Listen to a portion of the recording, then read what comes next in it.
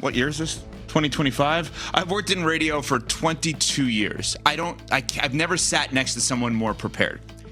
But sometimes with CC, all of his prep kicks in at 5:59 a.m. Eastern time.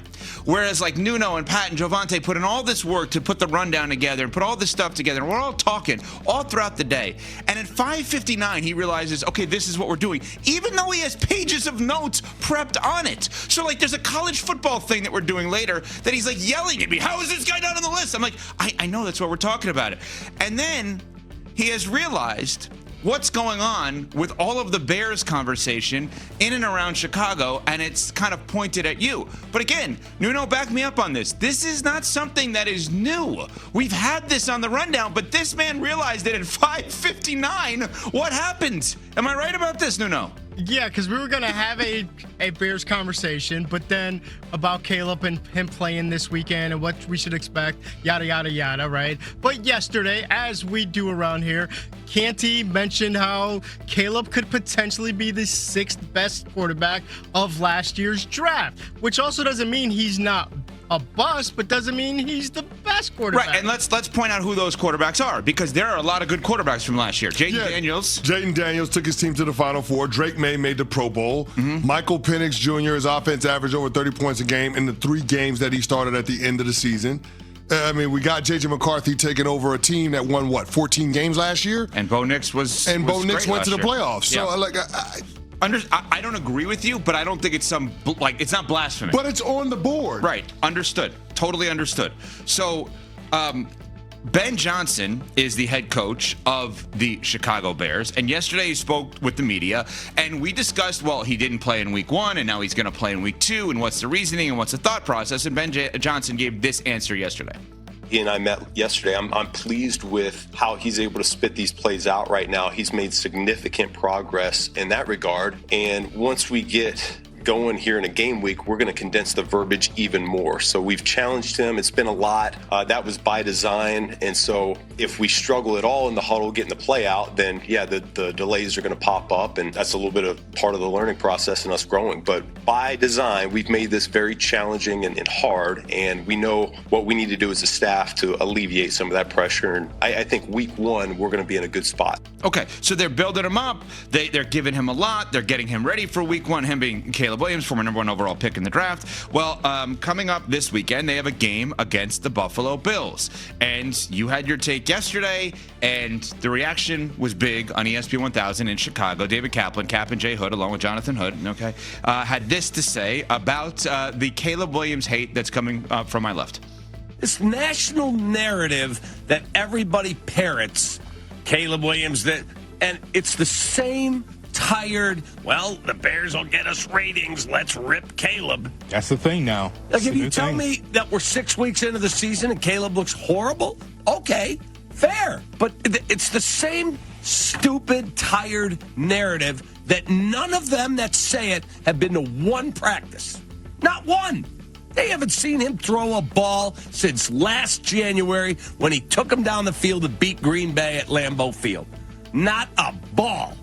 And yet, they all feel comfortable to opine how crappy Caleb Williams is going to be. So we haven't seen him throw one pass. I mean, outside of the clips that have been circulating on social media, we haven't seen him throw one pass in a preseason practice. However, friend of the show, all-pro left tackle Teron Armstead, who has a magnificent podcast, might I add, was at the joint practices between the Bears and the Dolphins. And he went on the record, and it was a direct quote. Caleb Williams struggled to identify where the pressure, where the blitz was coming from. He couldn't protect himself. A lot of the blitzes, a lot of the pressures that defensive coordinator Anthony Weaver was throwing at him hit home. That was a direct quote. Now that, in conjunction with what we heard from Ben Johnson in terms of Caleb Williams trying to grasp the verbiage of the offense, because it is a wordy offense, the system that Ben Johnson runs, understanding how to operate the operation, getting in and out of the huddle, making the right checks at the line of scrimmage, making the right side adjustments post-snap, getting the ball to the playmakers in the timing that they need. All of those things represent a learning curve. And it's going to take some time. We're just acknowledging what Teron Armstead said in addition to what Ben Johnson said. How is this being critical of Caleb Williams? It's not. But for Cap and Jay Hood and ESPN 1000 to take this position that this is some national narrative that we're all stacked against Caleb Williams, to me it's just a dog whistle for all the hurt Bears fans out there because of the failed first-round draft picks that they had to experience year over year over year over year. The hurt that the Bears fans had because they haven't had a franchise quarterback since Sid Luckman.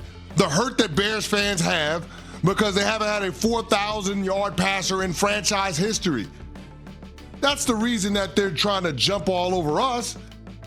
It's not because we don't have merit in what we're saying. It's because Bears fans are genuinely concerned that this Caleb Williams thing might not work out the way that everybody thought it would when they took him with the number 1 overall pick. That's where they're at. But to say that our position or our perspective doesn't have any validity to it is ridiculous. We're literally quoting a all-pro left tackle whose job it was to protect quarterbacks in his decades-long career. He knows what it looks like when a quarterback pre-snap is identifying where a blitz is coming from and making the right adjustment so he can get the ball out high. He quite literally said Caleb Williams wasn't doing that in the joint practices against the Bears.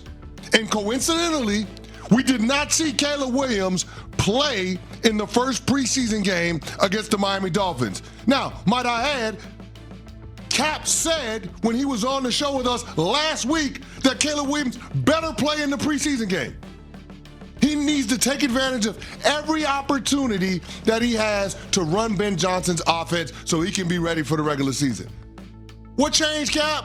What changed, bro? That's what you told us. I don't understand how he's mad at us, how the Bears fans could be mad at us for just pointing out the obvious and what people have been saying about their quarterback. People, might I add, that have actually seen him at practices this preseason. Makes no sense to me. I think they're also still mad at you that you compared him to Sam Bowie. Well. See, hold on. Here's the thing. I think Caleb Williams last year was way better than you think he was. Irrelevant in this. I just want to point this out. Okay. I think when you hear comps to, and I hate to do this to Sam Bowie, but then the concept around it, when you hear the Sam Bowie comp, which Sam Bowie, like, he was drafted ahead of Michael Jordan and because of injuries was a bust-ish, right? You never lived that down. In addition, you ranked Caleb Williams as possibly the 6th best second-year quarterback in the NFL this year. Those two things, somewhat out of context, I can understand why a Chicago Bears fan would say that Chris Canty is a hater on Caleb Williams. Now, I sit here with you every day. I know the context. The context is you've said this man has Hall of Fame level talent. You've said that he may go down as the 2nd best quarterback from his draft class behind Jayden Daniels and as a result have a phenomenal career. You've said all of those things. There have been compliments in there. My big thing, and I will keep coming back to it, you know where I'm going to go. He's a rookie. He's a rookie. Every part of Ben Johnson's conversation indicates this man is a rookie. Didn't know how to watch tape. Said that in the article with GQ, right? Yep. Or I'm sorry, Esquire magazine. Yeah, Esquire. He said that he basically did not know how to watch tape. They're saying this offense is so complicated that he's not ready to play yet. What does that sound like? That sounds like a rookie. He's a rookie. Now, people may hear that and say, we're not going to grade him on a rookie curve this year. That's the difference. That's the difference. That's not I going to understand happen. that. He doesn't get that benefit of the doubt. I understand that. Especially with how good some of the second-year quarterbacks showed in their rookie seasons. And I'm just looking at this situation objectively. For all of the great things that the Bears have done around Caleb, including the Ben Johnson hire, fortifying the offensive line, bringing in more weapons, more skill position players, adding guys on the defensive front, for all of the great things that the Chicago Bears have done, there are 4 rookies that are objectively in better situations than Caleb Williams. Stop right there. 4 guys that were rookies last year that are in better situations than Caleb Williams. I want to find out who those 4 guys are. We'll do that coming up.